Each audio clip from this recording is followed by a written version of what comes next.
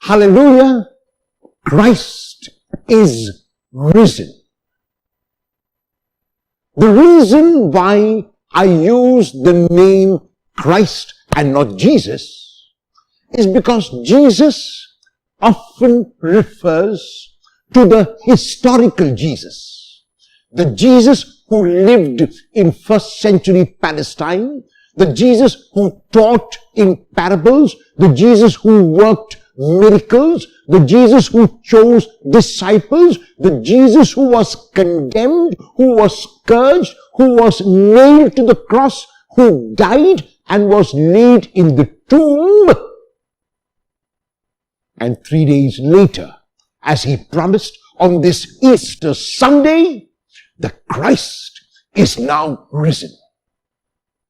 The word Christ refers to the anointed one of God. When Peter is asked, along with the other disciples, the identity of Jesus in Mark chapter 8, verses 27 to 30, he responds by telling Jesus that Jesus is the Christ. However, the answer which Peter gave at that time during the lifetime of Jesus was an incomplete answer. It had to be completed by Jesus going to the cross, by Jesus dying on the cross, by Jesus being laid in the tomb, and by Jesus being raised and becoming the Christ after his crucifixion, after his death, and now in his resurrection. The evangelists are trying to come to terms with this earth-shattering event. And I ask you to make a small meditation. And the meditation is this. Imagine that someone you know is blind and has been, unfortunately, blind from birth. And that person has heard about the color green. And the person asks you, I have heard about this color green. Could you please explain to me what the color green means? And you make an attempt and you say, green is a color that is soothing to the eyes. And the person says, but I cannot see. And you say, green is as soothing as soft music. Is it really so? Green is what trees have on their leaves. I can feel the leaf, the person says to you, but I cannot see. After some time you realize that in order for the person to experience the color green in its entirety, the person has to see. Explanations will always fall short.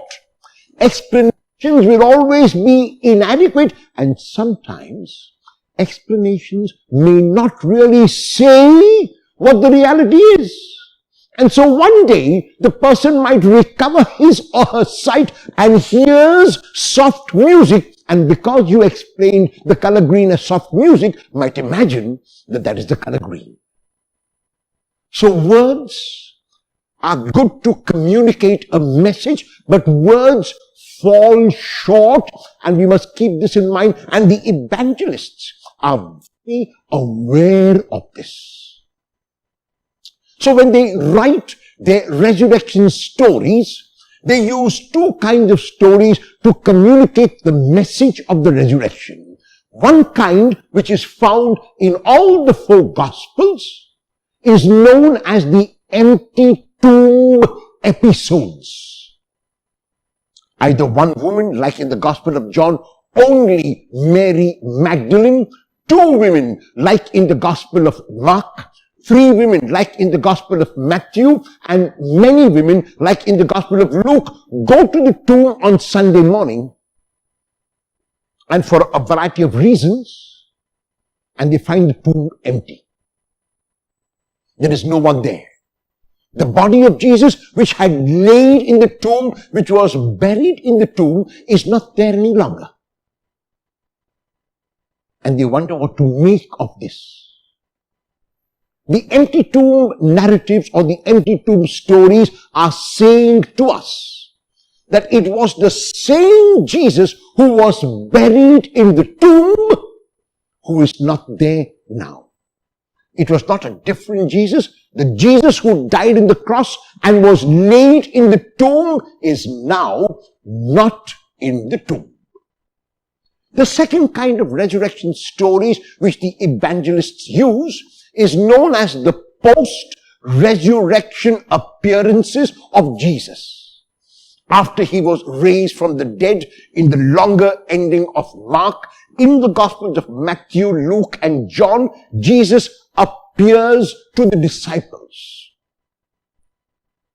John has 2 whole chapters dedicated to the resurrection, and Jesus appears to the disciples at least 3 times when they are together and when there are 7 of them at Lake Tiberias. The post-resurrection appearances are saying to us that yes, it was Jesus who died, but now Jesus is the risen Christ. So there is a difference. There is no sameness. It is not the same historical Jesus who ate and drank and lived in 1st century Palestine. Now it is the risen Christ. And though this risen Christ can be recognized because the risen Christ has a body and can eat a piece of broiled fish, the risen Christ is also different because the risen Christ can appear and disappear at will. So if the empty tomb episodes stress sameness, the same Jesus who died is not there now, the post-resurrection appearances stress difference. It is now not the historical Jesus whom we encounter. It is the risen Christ. However, both these episodes, when read together, when experienced together, stress the one and only important theme of the resurrection, and it is hope. Hope is never hopeless. When Jesus was crucified on the cross, in all the synoptic gospels, none of the disciples remained. It was only a group of women who were also his disciples, standing far off, who remained in spirit with the Lord. It is only his mother who remained with him in the Gospel of John, along with a beloved disciple.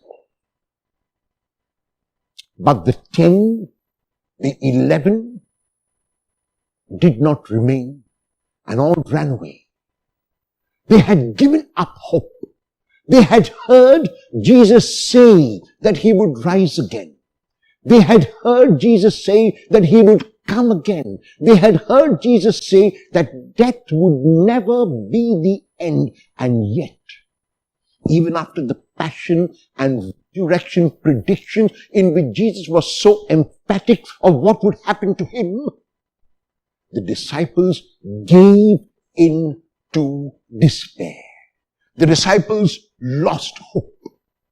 In the Gospel of Luke, we are told about 2 disciples walking away from Jerusalem to Emmaus because they had lost hope. In the Gospel of Luke, very clearly, the disciples are told that they must remain in Jerusalem, and whatever has to happen after the death of Jesus will happen in Jerusalem. So any movement away from Jerusalem, like the 2 disciples did, is a movement away from hope, and to hopelessness, to despair. when the disciples are in the upper room in the Gospel of John without Thomas, they are unable to believe that the Lord has indeed been raised, even though he breathes on them this risen Spirit.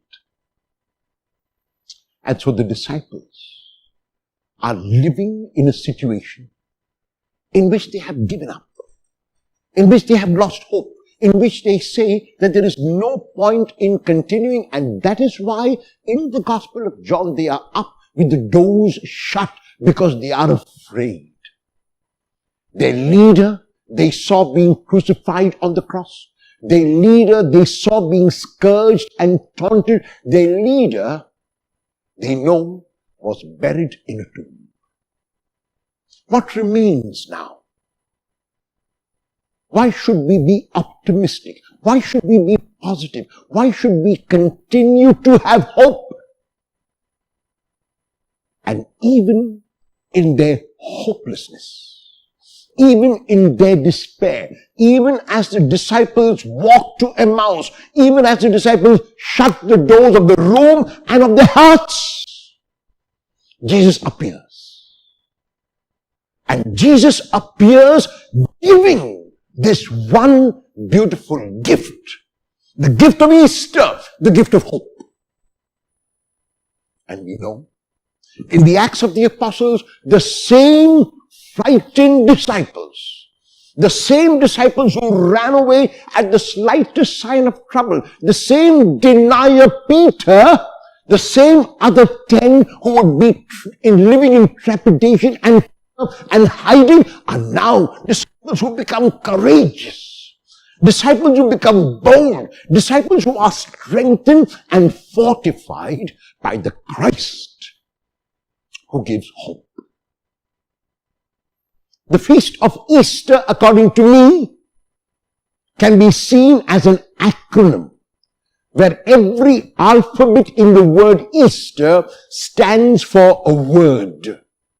And so for me, Easter means every. The E in Easter stands for every. The A stands for area. The S stands for starts. The T stands for to, and the E stands for enter, and the R for renewal. So EASTER means every area starts to enter renewal. And the renewal is because now the Jesus has become the risen Christ. The renewal is now because I have become a new creation. The renewal is now because now there is no more fear. There is no more limit. There is no more doubt. There is only faith. There is only hope. And there is only love.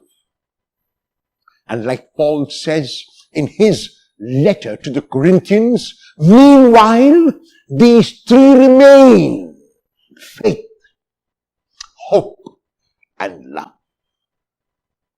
As we celebrate this beautiful feast of the resurrection of the Lord, as we encounter the empty tomb, and as we experience that it is the same Jesus who is not in the tomb, let us never look for him in the empty tomb. Let us know that the empty tomb will continue to remain empty. Let us never, like the two disciples, want to walk toward Emmaus, giving into despair, losing hope. Let us not, like the disciples in the Gospel of John, close the doors of our homes and of our hearts. Let us instead be courageous, like the women in the Gospel of John, like the women in the Synoptic Gospels who dared to continue to stand by the foot of the cross or away from the cross and watch from a distance and continue to have the hope of the resurrection.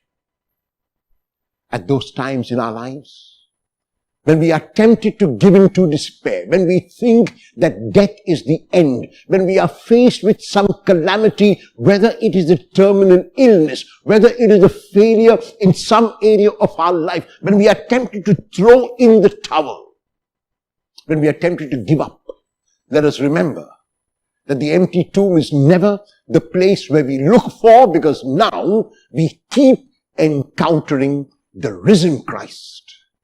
May every area in your life enter renewal as you celebrate Easter. A very happy feast of Easter to everyone.